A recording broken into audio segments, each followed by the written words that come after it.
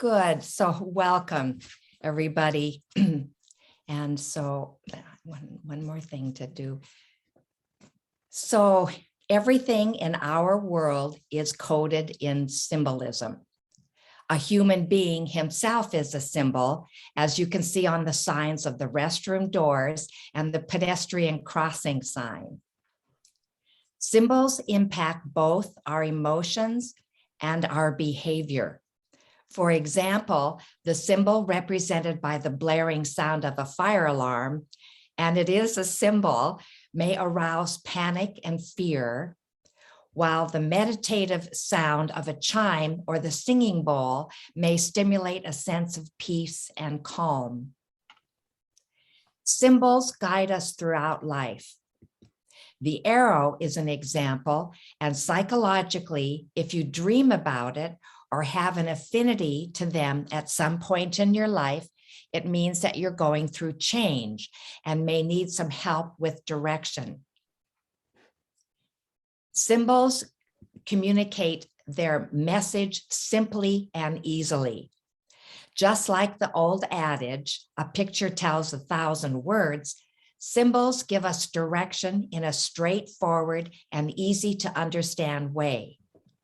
The picture on the right says that the brain processes pictures 60 times faster than words.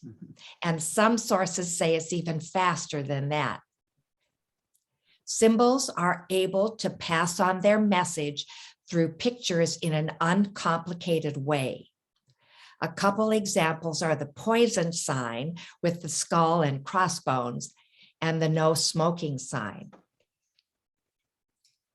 Symbols have the ability to capture and make complex concepts easy to understand. In the spiritual realm, they give concrete form to ideas about the nature of God or the Creator and the purpose of life. You can see this in the 15th century current era picture of God by Pittoni, and in the ceiling in the Sistine Chapel painted by Michelangelo. It has been said that symbol is the language of the soul. The same is true regarding the purpose of life. So the picture on the left depicts one's wondering about the purpose of life, and the one on the right shows the illumination that is sought as the man opens the door. Because symbols don't use words, they can touch us at deeper levels than our ordinary thinking. They reach the level of our imagination, which is beyond the everyday concrete mind. Spiritual teachers say that the imagination is the doorway to the divine, where we transcend our minds and engage our intuition, which allows us to touch the realm of the spiritual. The intuitive and perceptive aspects of ourselves can cause a response that the everyday mind can't fathom. We can see into the heart of things.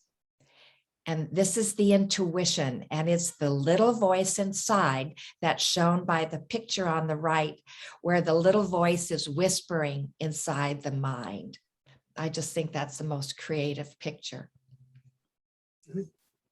Psychology also touches this non-physical and ethereal realm because it deals with a person's mental health, our emotional and social well-being. Its key aspect is our self-awareness, which is otherworldly or ethereal, and you might say spiritual. Our self-awareness is not something that we find inside our bodies. It grows and develops as we do. You can see in the picture of the kitty seeing himself as a lion, something we might be able to relate to, where we see ourselves as more capable than others see us. Psychology has been represented in the past by the Greek capital letter psi. It looks a bit like a pitchfork or the trident. The picture shows the devil holding his pitchfork. The psi symbol in psychology is from the notion that mental illness was thought of as the work of the devil, as the devil uses the pitchfork to stoke the fires of hell. Some may say that the experience of untreated mental illness is a form of hell. Psychology has many symbols that signify complex ideas and theories, such as one's IQ or intelligence quotient. You can see the bell curve with the average intelligence being 100, with the majority of people falling in the blue range under the curve, between 70 and 110. This is just one of psychology's symbols. Psychology's complex ideas and theories can mirror aspects of spirituality, not only in symbols, but also in their meaning. An example is the circle. In spirituality, it's used to represent the unity of life. In psychology, it can also be used to express the sense of community, showing the range of one's group of friends and family. In the picture, the dark blue circle near the top is yourself. The next circle represents intimate relationships with family and friends. Your circle of friends. The larger circle represents more peripheral relationships of colleagues and neighbors, while the last circle signifies the larger society of which we all are a part. The circle, being an ancient symbol in spirituality, signifying the oneness of life, is a perfect symbol for unity because all points on the circle are equal to any other in their distance to the center, illustrating equality and community. And the circle also has no beginning or end. One of the most mystifying and awe-inspiring aspects of spirituality is the notion of a supreme power that transcends all creation. Some may call this the ultimate reality or the infinite divine, and others may call it God. Helena Petrovna Blavatsky, one of the founders of the Theosophical Society in 1875, wrote The Secret Doctrine, published in 1888. And the book describes the origin and evolution of the universe and of humanity. In it, Blavatsky describes the circle as representing the unity from which all proceed and return. This is the highest universal principle or the ultimate reality, and Blavatsky offers us a definition of it. She defines it as the one life, the eternal, invisible, yet omnipresent, without beginning or end, unconscious yet absolute consciousness, unrealizable, the one self-existing reality. In The Secret Doctrine, Blavatsky describes a series of symbols on a palm leaf manuscript that she could see clairvoyantly. It had black pages with white symbols, and the first page was a plain white circle. She wrote a further definition of God from Pascal, quoting Hermes Trismegistus, the legendary Hellenistic figure and the originator of Hermeticism. God is a sphere whose center is everywhere and whose circumference is nowhere. In Zen Buddhism, in the Japanese culture, the circular calligraphy symbol of the Enzo is drawn using only one brush stroke.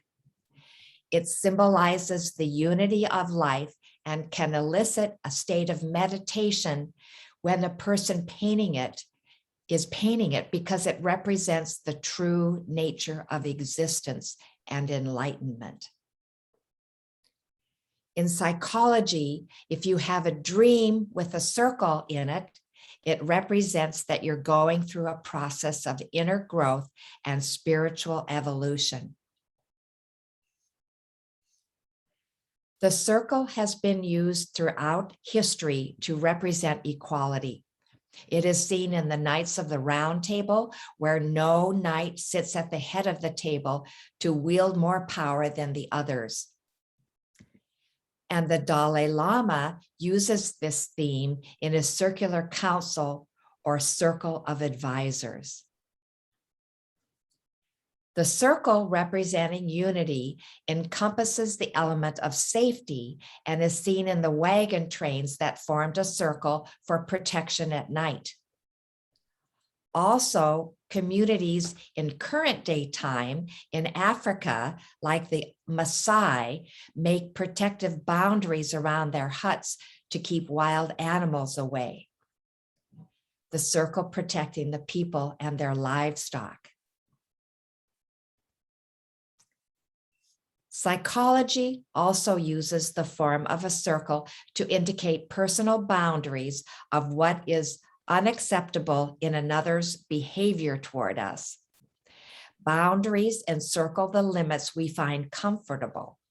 You can see the body bumble indicating a personal physical boundary. And an example of a boundary violation is receiving a hug that is not appreciated. From the psychological point of view, the unity of the circle is also shown in the wedding ring, which represents undying love and commitment. Because the circle has no beginning or end, it symbolizes everlasting love that the couple has. Someone is happy and wants their partner to experience the happiness too, as if they were one. Wedding rings are thought to be from Egypt, where couples wore rings of leather or woven grass to represent the couple as a single unit. Egyptian pharaohs wore rings in the form of the Ouroboros, which is the head of a serpent forming a circle as it bites its tail. The Ouroboros represents many things, including the cycles of life as birth, life, death, and rebirth. And the pharaoh in Egypt was believed to be eternal and always watching over his people throughout the cycles of their lives. Another meaning of the Ouroboros pertains to personal transformation. Just as the snake sheds its skin as it outgrows it, we shed aspects of ourselves as we grow and change. It can represent a new birth, both psychologically and spiritually, as we transform ourselves to be the person we want to be. The alchemical drawing on the left is derived from the Ouroboros, and the sun is, for the person's head, represents the highest spirituality. To return to Blavatsky's description of the white symbol on the black background, she said they depicted the stages of manifestation of our world and everything in it. Starting with the plain white circle, it represents the one life before our universe became into being. The second page of the manuscript showed the point in the center of the circle. And this is when manifestation begins or thrills, as is spoken about in the poetic stanzas of Dijon. And that's what the secret doctrine is based on. The third page has the center point extending into a diameter drawn horizontally, representing the divine feminine. And the divine masculine is depicted with a vertical diameter, making a cross within the circle. Now, this portrays the duality of life with the two lines of the cross: day, night, winter, summer, male, female, or good and bad. And these dualities make our world known. The things we experience have a distinct feel to them. And because of these contrasts, life is richer and fuller. On the fifth page of Blavatsky's manuscript, the cross has no circle, and this represents physical manifestation on our earth. Now, moving back to the fourth page, the dualities in our world relate to the choices we make. If we act in ways that are loving, we will be happier. And of course, if we act in negative ways and are grumpy or unkind, people will not respond to us with love and will likely be pretty unhappy. These results of our choices are examples of karma, the law that says every action has an equal but opposite reaction. What we do will come back to us in a corresponding way. The word karma comes from the Sanskrit root kr with a dot underneath the r, and this means action. It refers to the inevitable results of our actions, either good or bad, in this lifetime or in future lifetimes through reincarnation. This means we are responsible for what happens to us in our lives. So this is generally thought of as a spiritual theory, but is embraced in psychology by our being accountable for what we do and taking responsibility for the results of our actions. And those are logical consequences. And I love the boomerang because it so aptly represents that our actions will come back to us. The saying, what goes around comes around, is from what you sow, you reap. And that's in the Bible in Galatians. It means that our behavior will stimulate similar behavior coming back from others. In psychology, this is called circular behavior, where one's actions arouse similar behavior in return. If you act negatively, it'll circle back to you in some form, coming full circle. Then, unfortunately, it can become a vicious circle if a dispute continues. This also relates to the psychological concept of a self-fulfilling prophecy, or the Pygmalion effect.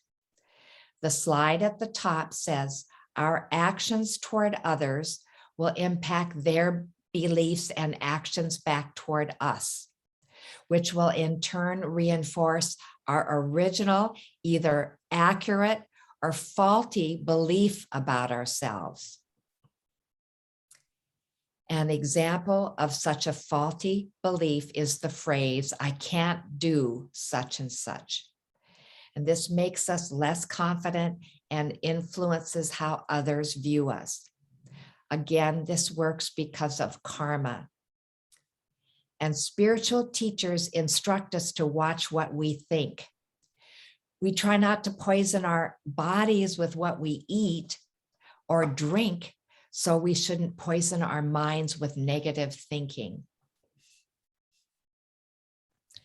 So in addition to the cross within the circle, the duality of life is also represented by the Tai Chi or the Tai Chi or yin-yang symbol. The black and white portions depict the opposites of day, night, male, female, good or evil. Just as day progresses into night, the curving shape of the edge between the light and dark areas of the symbol signifies that each side is continually cycling into the other. And the little dots of the opposing colors will grow and change into their opposites, just like the light of day will become dark at night.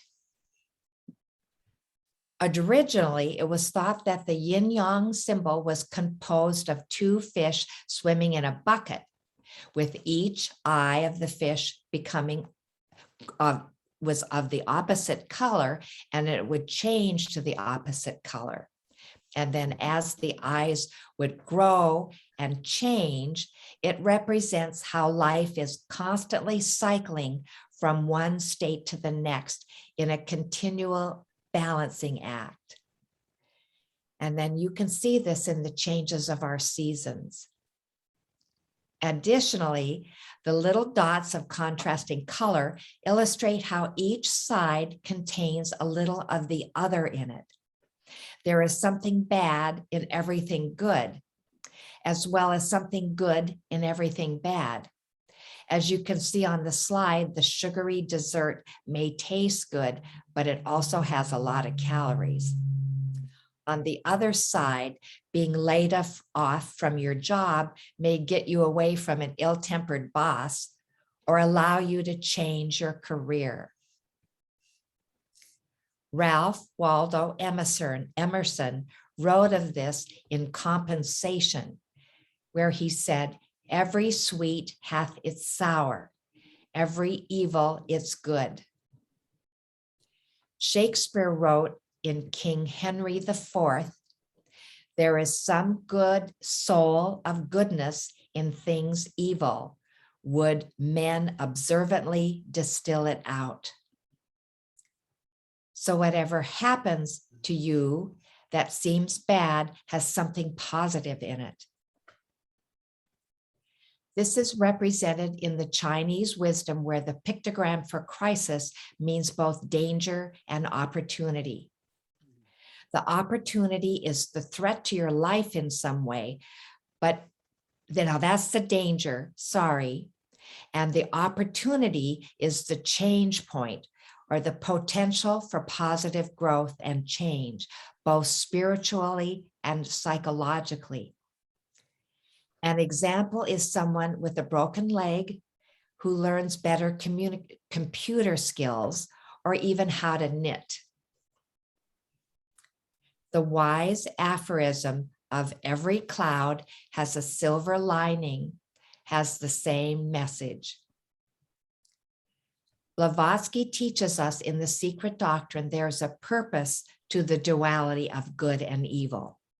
She writes, "Without the shadows of life, light would have no existence to our perceptions.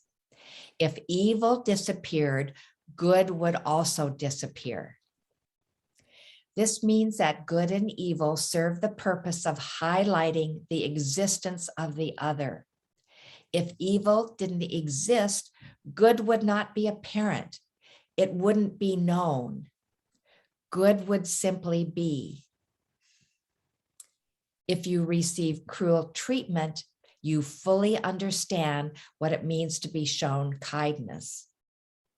Negative experiences give us the ability to understand why the positive is better. Opposites in life have a complementary nature that even out life's conditions and enhance everything we experience.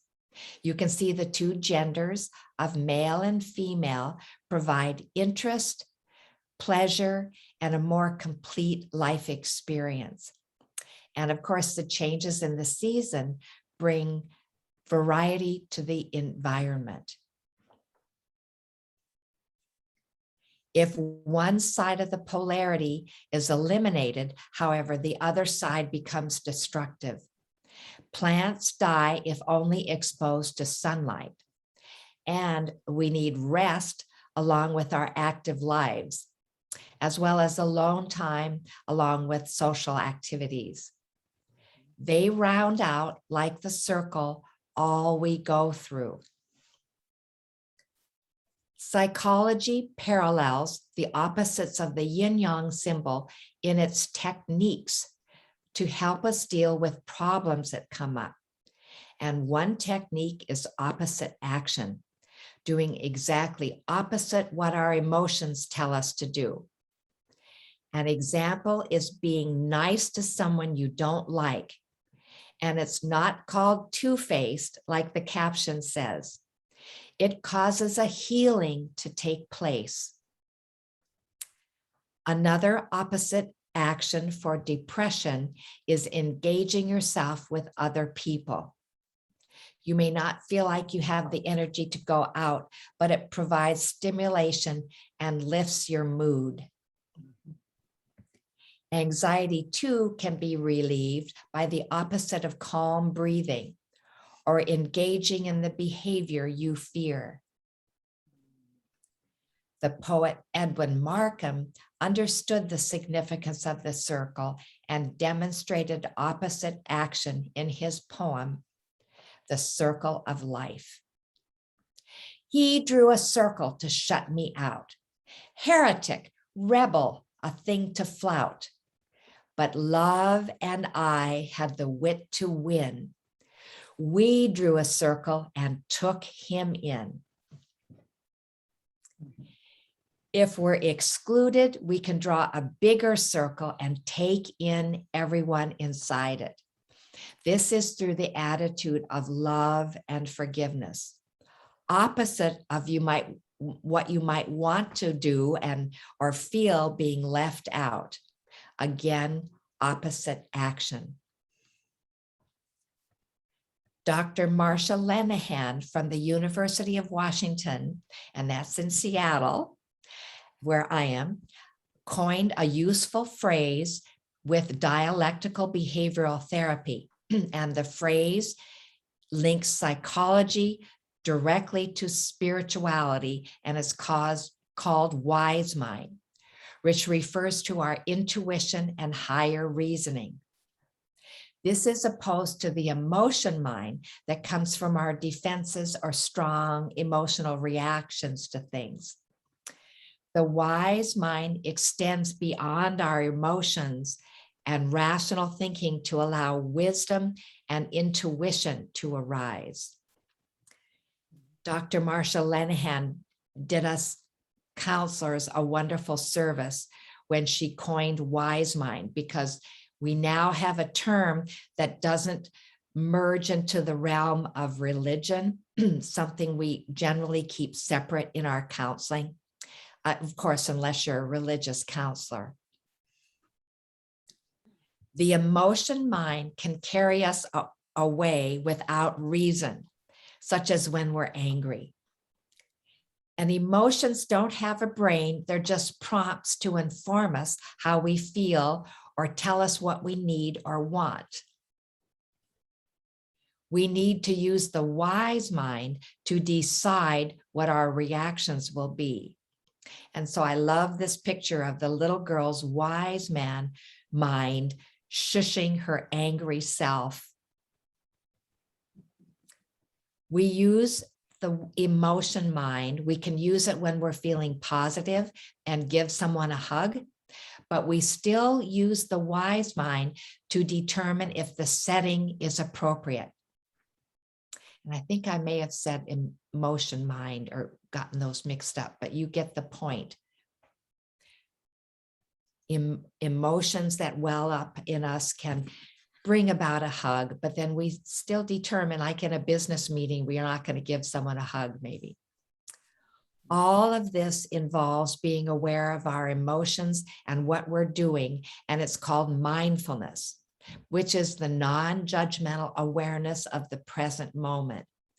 And it's used both psychologically and spiritually.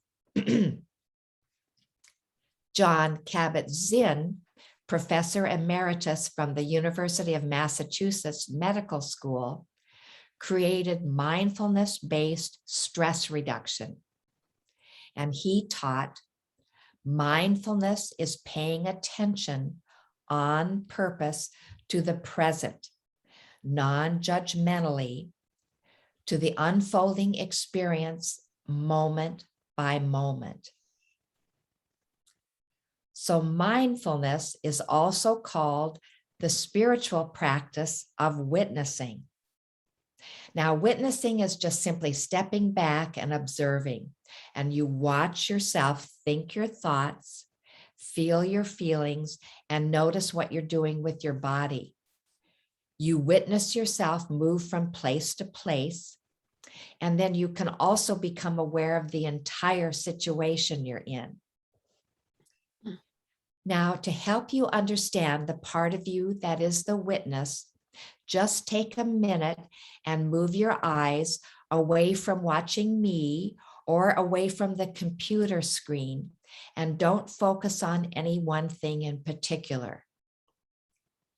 Without moving your head, simply notice how you're sitting.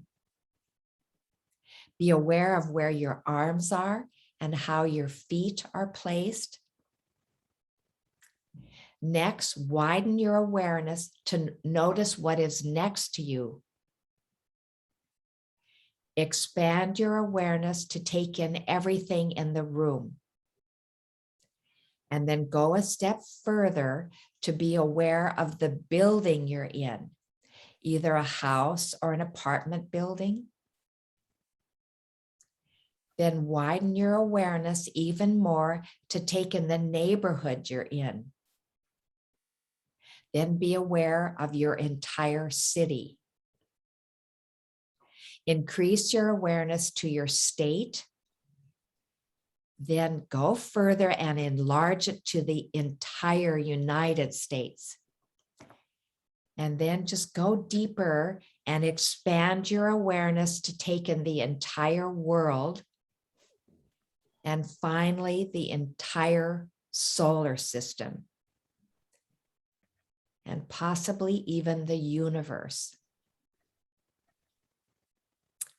So coming back to your computer, the part of you that is aware of all this and silently noticing everything around you is the witness. And it's really very easy. A beautiful quote from the ancient Hindu text, the Upanishads, perfectly describes the witness. Two birds, united always and known by the same name, closely cling to the same tree. One of them eats the sweet and sour fruits of life. The other looks on without eating. So the observer bird that doesn't eat the sweet or sour aspects of our lives, that's the witness. Now, witnessing is used in the psychological concept of emotional intelligence, coined by Daniel Goleman in 1995. It describes our ability to understand, use, and manage our emotions. You can see the first component of emotional intelligence is self-awareness. This is the witness where we watch ourselves and monitor what we do. With that, we can empathize with others and put ourselves into their shoes to avoid hurting someone or having an argument. Next, there is the motivation to work on ourselves. This is needed because oftentimes our defenses are getting us ready to fight, and they like it. And so they're willing to go to bat for us. Now, defenses are useful if there's a serious threat, but usually they're too strong and unneeded with others. So with emotional intelligence, we need the internal motivation to improve ourselves and not drop into our defenses. Next, self-regulation keeps our emotions within bounds, whether we get hot under the collar or stay cool as a cucumber. This is important in reducing our own stress as well. Then lastly, with emotional intelligence, we need to use good social skills like listening and communicating effectively. These skills of psychology's emotional intelligence, with their heartfelt respect for others, reflect spirituality's oneness of life. We can engage our hearts in our thinking and treat others in ways that we want ourselves to be treated, like the golden rule: do unto others as we would have them do unto us. Unity is also demonstrated in psychologist Daniel Kohlberg's theory on moral development. He describes 3 stages. Firstly, the pre-conventional stage, people follow rules based on fear of punishment. We don't want to pay for a traffic ticket, so we learn to obey the traffic laws. The next stage of conventional behavior shows that as we develop, we follow rules and structures to maintain the ones already in place. We don't want to have our homes robbed, so we appreciate the laws we have. Lastly, the third stage of post-conventional marks rule following from a genuine concern for the welfare of others and society in general. This shows caring for others and the unity of life. Carl Jung, the Swiss psychiatrist, wrote about a similar development within a human being through the process called individuation. Now, individuation is a general term referring to the growing up and our developing a clear sense of self that is separate from our parents and what society expects of us. We recognize our identity and the uniqueness of our nature. Carl Jung, however, developed it further. He said that all of the opposites of the yin-yang symbol, or the cross within the circle, are within us. These opposites make a myriad of variations in each person's personality, which distinguishes us from each other. We may be carefree or concerned, extroverted, introverted, or even happy or grumpy, and we display these at various times depending on our interests or the groups we are in.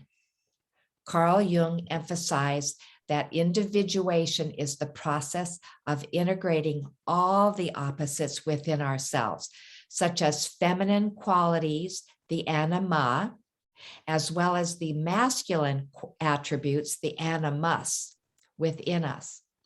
We learn the value of all of our qualities.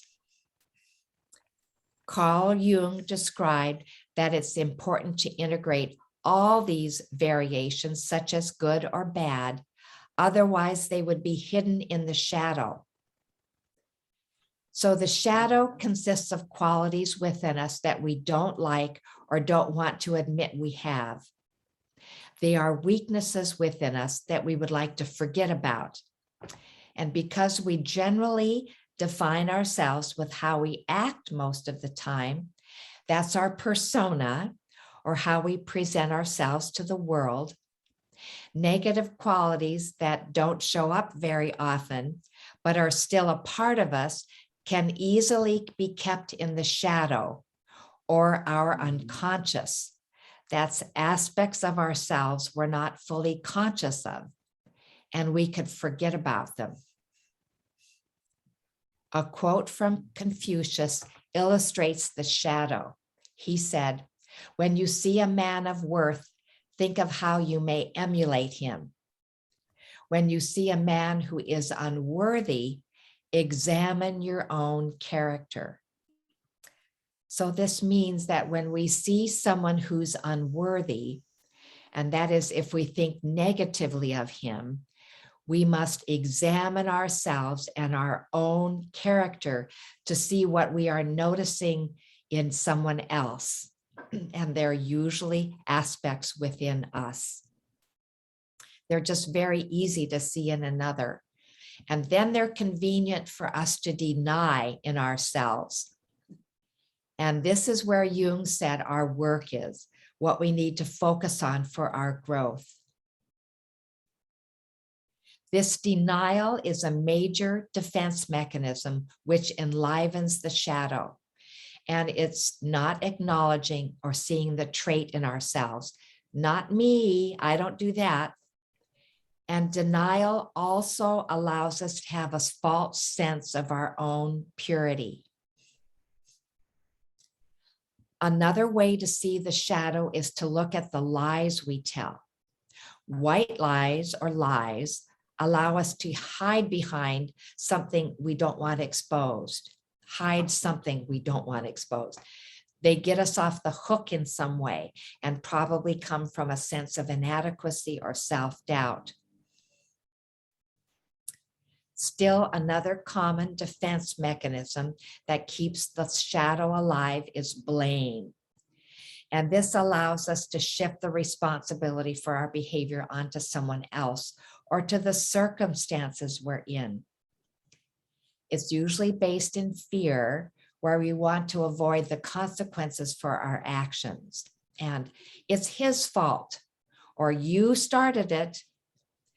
This pattern may have begun in childhood when you blamed your siblings for something you didn't want to get in trouble for.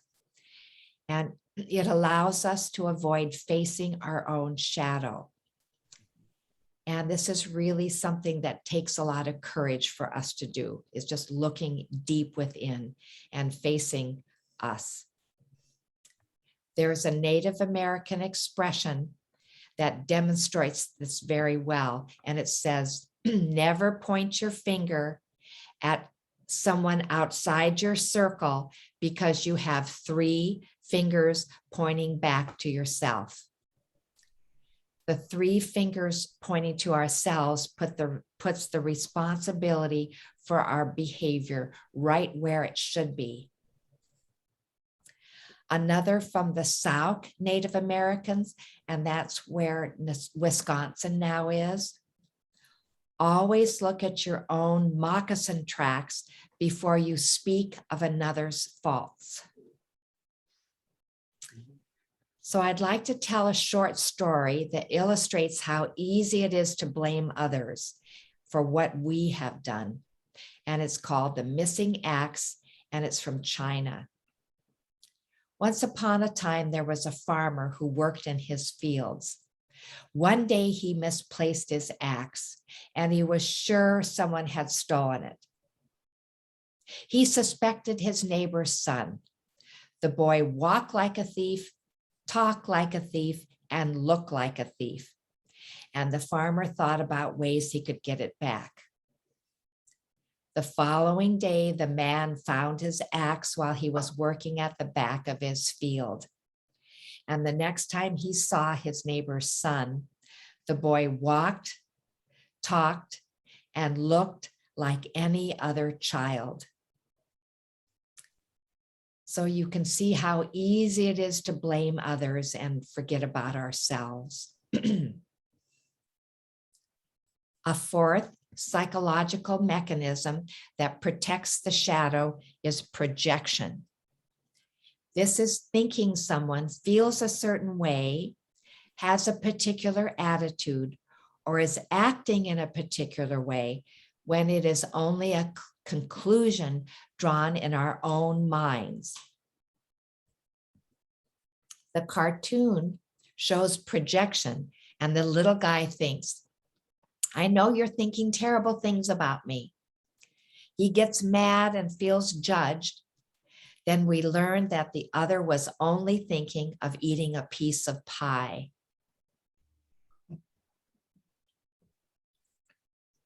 Projection means we see things not as they are, but as we are. With projection, we attribute our own negative thoughts, feelings, or motives onto another person.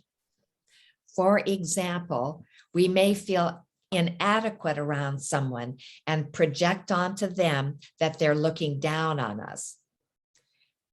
We ignore that it comes from ourselves, probably from self-doubt, and the other person may not be judging us at all. And if they truly are, we should ignore them because we are all equal. Just like the pawn is equal to the queen. And in chess, the pawn can take out the queen. Or another example is the client who is resentful and bitter and puts it on her therapist. Lastly, you may think someone is being argumentative when it's just coming from you. And that kind of interaction can go back and forth with one argumentative or blaming statement after the other, as seen by the tangled up arms in the picture. Carl Jung said, "We always see our own unavowed mistakes in our opponent. We put things on others so we don't have to look at ourselves. So every time you think something negative about someone, look to see if you have that quality in yourself." Being aware of the shadow and integrating it is a process called assimilation by Carl Jung. He said, "I would rather be whole than good."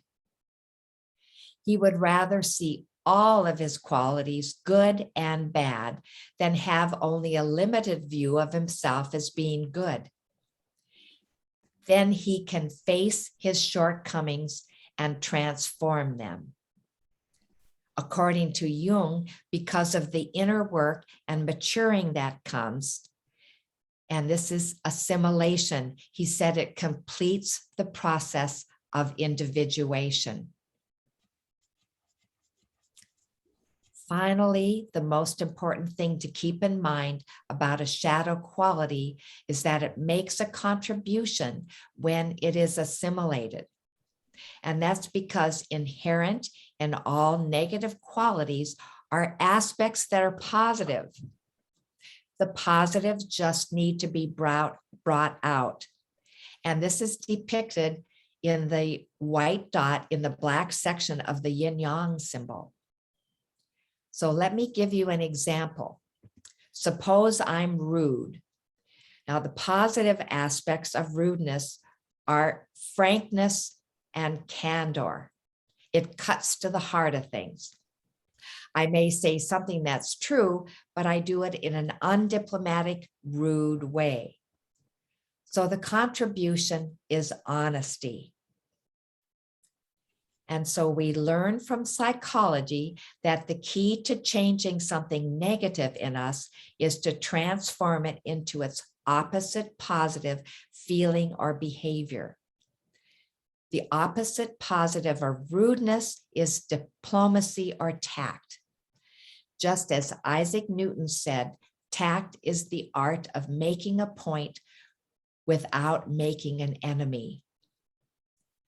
So what we want or need to say that may have been rude should be done with thoughtfulness and sensitivity, the opposite positive of rudeness.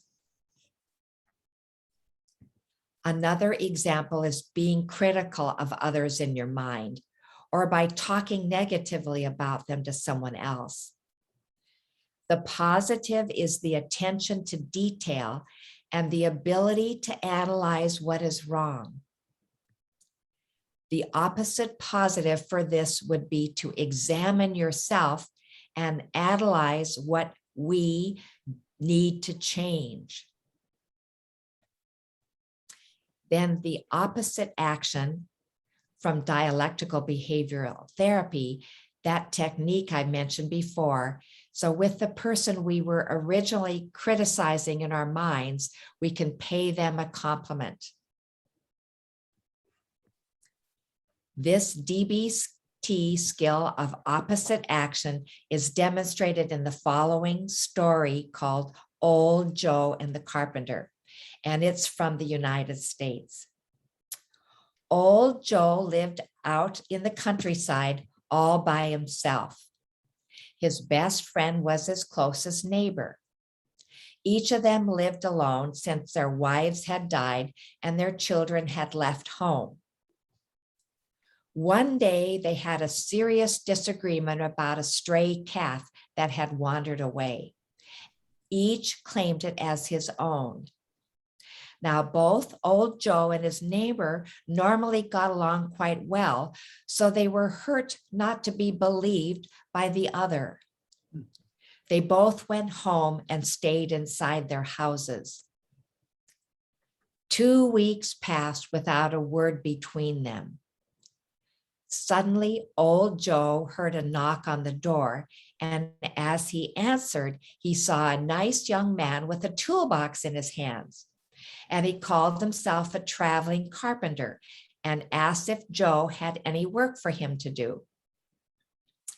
Old Joe answered and said that he wanted to build a fence at the end of his property so he couldn't see his neighbor.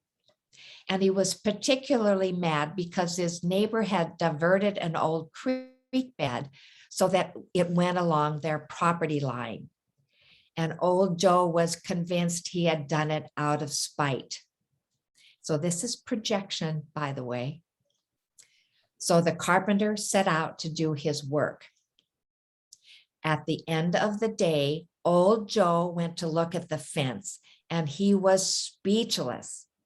It wasn't a fence at all, but a beautiful footbridge that went from one side of the creek to the other.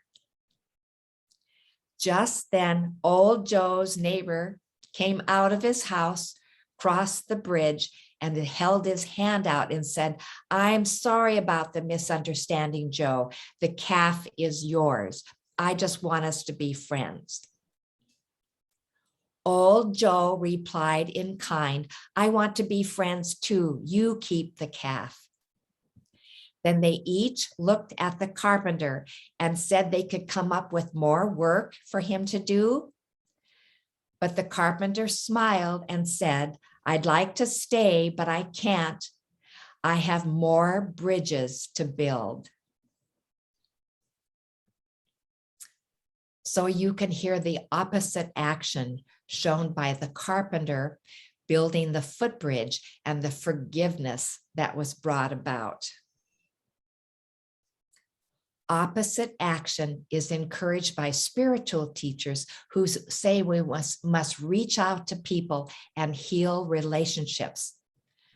The Buddha taught us in the Dhammapada, the only way you can become free is to love those who hate you.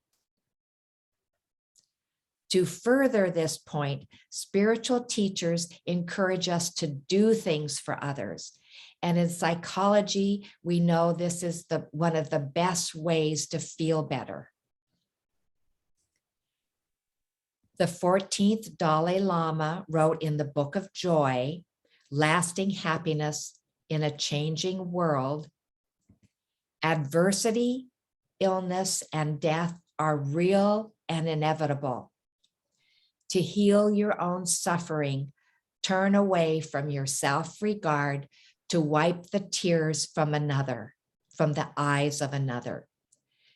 This is the true secret to joy. He also said, altruism is the best source of happiness. There's no doubt about it.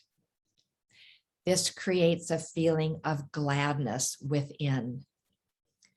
So in closing, this point is aptly said by Rumi, the Persian poet and Sufi master.